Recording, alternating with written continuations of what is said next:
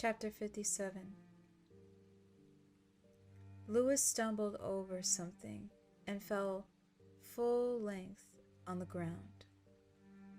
For a moment, he didn't think he would be able to get up. Getting up was far beyond him, and he would simply lie there, listening to the chorus of peepers from Little God's Swamp somewhere behind him, and feeling the chorus of aches and pains inside his own body. He would lie there until he went to sleep, or died, probably the latter. He could remember slipping the canvas bundle into the hole he had dug and pushing most of the earth back into the hole with his bare hands. And he believed he could remember piling the rocks up, building from a broad base to a point. From then to now, he remembered very little. He had obviously gotten back down the steps again, or he wouldn't be here, which was where? Looking around, he thought he recognized one of the groves of great old pines not far beyond the deadfall. Could he have made it all the way back through Little God's Swamp without knowing it? He supposed it was possible. Just. This is far enough. I'll just sleep here. But it was that thought, so falsely comforting, that got him to his feet and moving again. Because if he stayed here, that thing might find him. That thing might be in the woods and looking for him right this moment. He scrubbed his hand up to his face, palm first, and was stupidly surprised to see blood on his hand. At some point, he'd given himself a nosebleed. Who gives a fuck? He muttered hoarsely and grubbed apathetically around him until he found the pick and shovel again. 10 minutes later, the deadfall loomed ahead. Louis climbed it, stumbling repeatedly, but somehow not falling until he was almost down. Then he glanced at his feet. A branch promptly snapped. "Don't look down," Judd had said. Another branch tumbled, spilling his foot outward, and he fell with a thud on his side, the wind knocked out of him. I'll be goddamned if this isn't the second graveyard I've fallen into tonight, and I'll be goddamned if 2 isn't enough. He began to feel around for the pick and shovel again, and laid his hands on them at last. For a moment, he surveyed his surroundings, visible by starlight. Nearby was the grave of Smucky. He was obedient, Louis thought wearily, and Trixie, kilt on the hideaway. The wind still blew strongly, and he could hear the faint ting, ting, ting of a piece of metal. Perhaps it had once been a Del Monte can, cut laboriously by a grieving pet owner with his father's tin snips, and then flattened out with a hammer and nailed to a stick. And that brought the fear back again. He was too tired now to feel it as more than a somehow sickening pulse beat. He had done it. That steady ting, ting, ting sound coming out of the darkness brought it home to him more than anything else. He walked through the pet cemetery, past the grave of Marta, our pet rabbit, who died March 11, 1965. and near the barrow of 𝘠𝘦𝘢𝘕. He stepped over the ragged chunk of board that marked the final resting place of 𝘕𝘠𝘬𝘢. The tick of metal was louder now, and he paused, looking down. Here atop a slightly leaning board that had been driven into the ground was a tin rectangle, and by starlight Lewis read, "Ringo, our pet hamster, 1964 to 1965.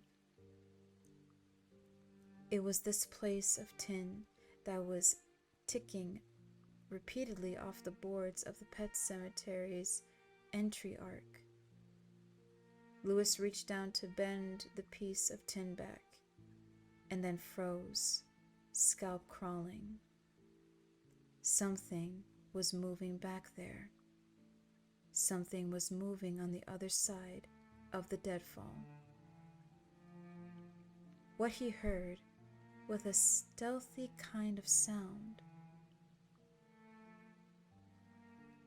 The furtive crackle of pine needles, the dry pop of twig, the rattle of underbrush. They were almost lost under the sough of the wind through the pines. "Gage?" Lewis called hoarsely. The very realization of what he was doing, standing here in the dark and calling his dead son, pulled his scalp stiff and brought his hair up on end. He began to shudder helplessly and steadily, as if with a sick and killing fever. "Gage?" The sounds had died away. "Not yet. It's still early. Don't ask me how I know, but I do. This isn't Gage over there. That's something else."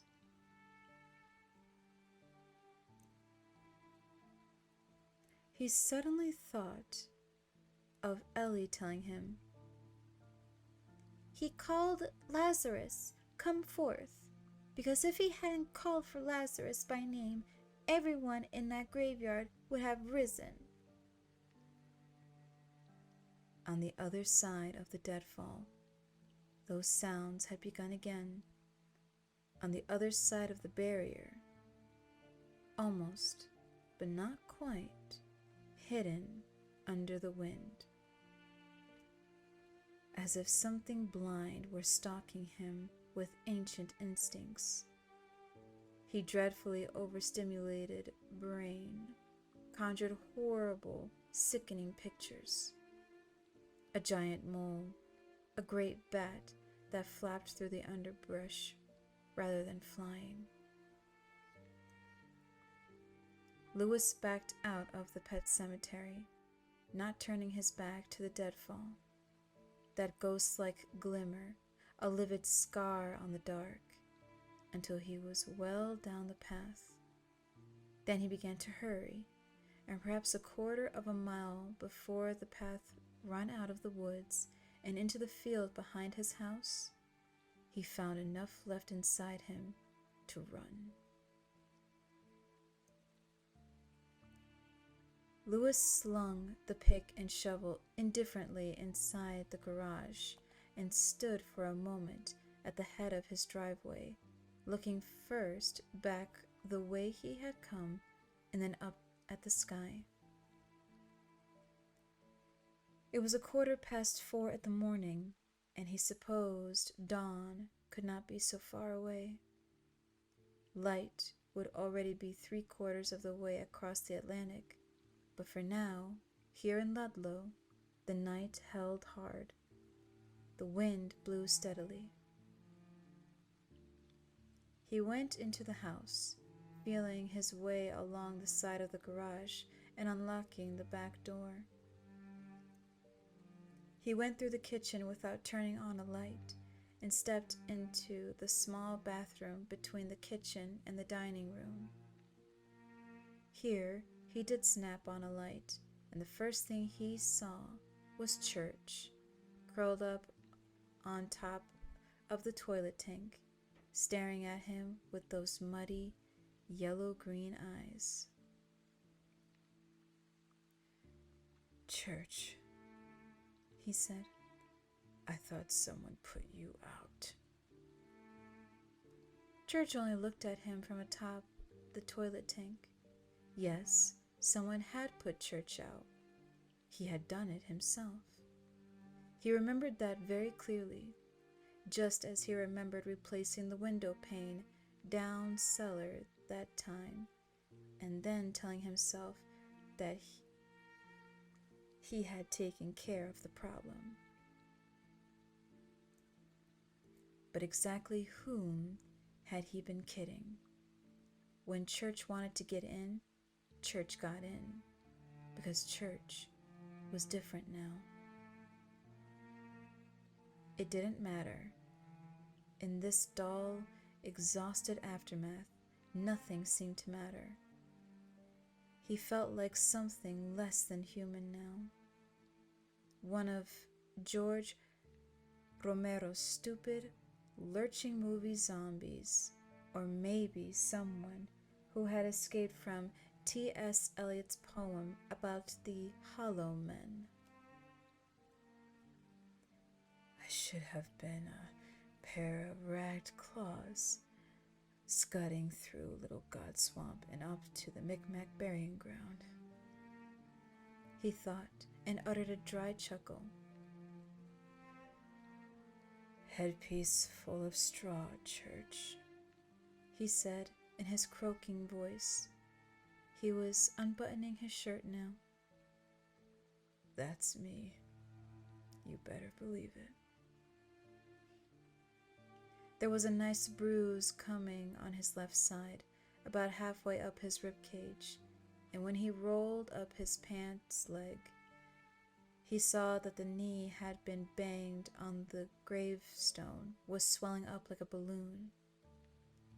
It had already turned a rotten purple-black, and he supposed that as soon as he stopped flexing, the joint would become stiff and painfully obdurate, as if it had been dipped in cement. It looked like one of those injuries that might want to converse with him on rainy days for the rest. He reached out a hand to stroke Church, wanting some sort of comfort, but the cat leaped down from the toilet tank, staggering in that drunken and weirdly unfeline way, and left for some other place. It spared Louis one flat yellow glance as it went. There was 𝘠𝘦𝘵𝘠𝘦 in the medicine cabinet. Louis lowered the toilet seat, sat down, and smeared a glob on his bad knee. Then he rubbed some more on the small of his back. A clumsy operation. He left the toilet and walked into the living room. He turned on the hall light and stood there at the foot of the stairs for a moment, looking stupidly around. How strange it all seemed. Here was where he had stood on Christmas Eve when he had given Rachel the sapphire. It had been in the pocket of his robe. There was his chair, where he had done his best to explain the facts of death to Ellie after Norma Crandall's fatal heart attack, facts he had found ultimately unacceptable to himself. The Christmas tree had stood in that corner, Ellie's construction paper turkey, the one that had reminded Louis of some sort of futuristic crow, had been scotch-taped into that window, and much earlier the entire room had been empty except for the United Van Lines box, filled with their family possessions and trucked across half the country from the Midwest. He remembered thinking that these things looked very insignificant, boxed up like that, a small enough bulwark between his family and the coldness of all the outer world, where their names and their family customs were not known. How strange it all seemed, and how he wished they had never heard of the University of Maine, or Ludlow, or Judd and Norma Crandall, or any of it.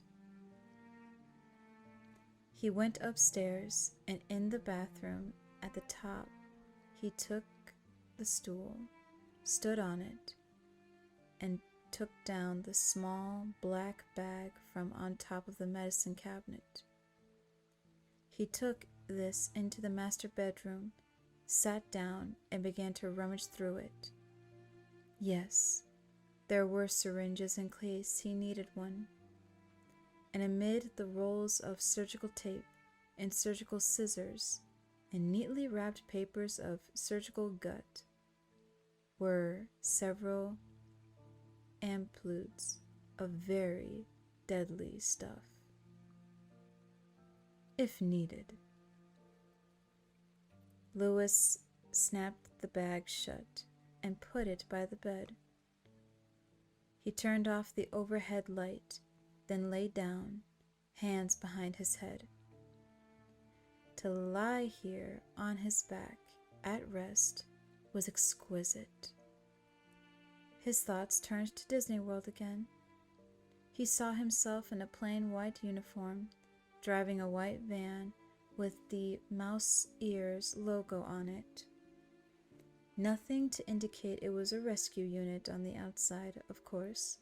Nothing to scare the paying customers. Gage was sitting beside him, his skin deeply tanned, the whites of his eyes bluish with health. Here, just to the left, was Goofy, shaking hands with a little boy. The kid was in a trance of wonder. Here was Winnie the Pooh, posing with two laughing grandmas in pantsuits so a third laughing grandma could snap their pictures. Here was a little girl in her best dress crying, "I love you, Tigger. I love you, Tigger." He and his son were on patrol. He and his son were the sentries in this magical land. And they cruised endlessly in their white van with the red dashboard flasher neatly and sensibly covered.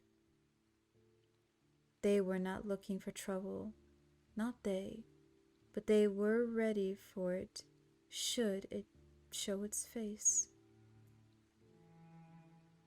That it was lurking even here, in a place dedicated to such innocent pleasures, could not be denied.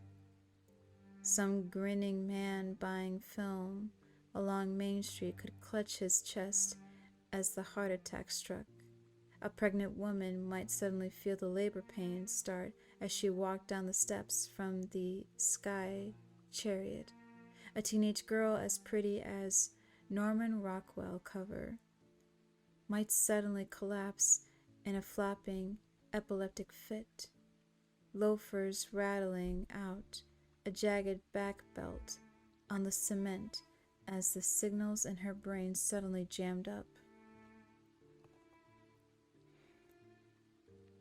There were sunstroke and heartstroke and brainstroke, and perhaps at the end of some sultry Orlando summer afternoon there might even be a stroke of lightning.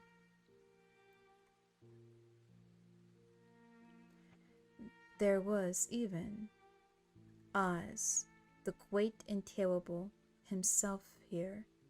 He might be glimpsed walking around near the monorail's point of Igros into the Magic Kingdom, or peering down from one of the flying Dumbos with his hat and flat, stupid gaze.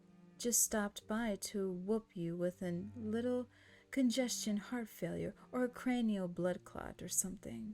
Can't stay. Gotta see a woman about a birch birth.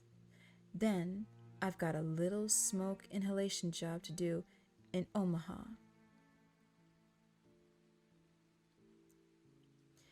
And that thin voice is crying, I love you, Tigger. I love you. I believe in you, Tigger. I will always love you and believe in you, and I will stay young, and the only Oz to ever live in my heart will be that gentle faker from Nebraska. I love you. We cruise, my son and I, because the essence of it isn't war or sex, but only that sickening, noble, helpless battle against Oz, the 𝘕𝘠𝘠𝘠𝘠𝘠𝘠. He and I, in our white van, under this bright Florida sky we cruise, and the red flasher is hooded, but it is there if we need it, and none need know but us, because the soil of a man's heart is stonier. A man grows what he can and tends it. Thinking such terrible half-dreaming thoughts, Louis Creed slipped away, unplugging his connections to waking reality line by line until all thoughts ceased and exhaustion dragged him down to black, dreamless unconsciousness. Just before the first signs of dawn touched the sky in the east, there were footsteps on the stairs. They were slow and clumsy, but purposeful. A shadow moved in the shadows of the hall. A smell came with it, a stench. Louis, even in his thick sleep, muttered and turned away from that smell. There was the steady pull and release of respiration. The shape stood outside the master bedroom door for some little time, not moving. Then it came inside. Louis's face was buried in his pillow. White hands reached out, and there was a click as the black doctor's bag by the bed was opened. A low clink and shift as the things inside were moved. The hands explored, pushing aside drugs and ampoules and syringes with no interest at all. Now they found something and held it up. In the first dim light, there was a gleam of sliver.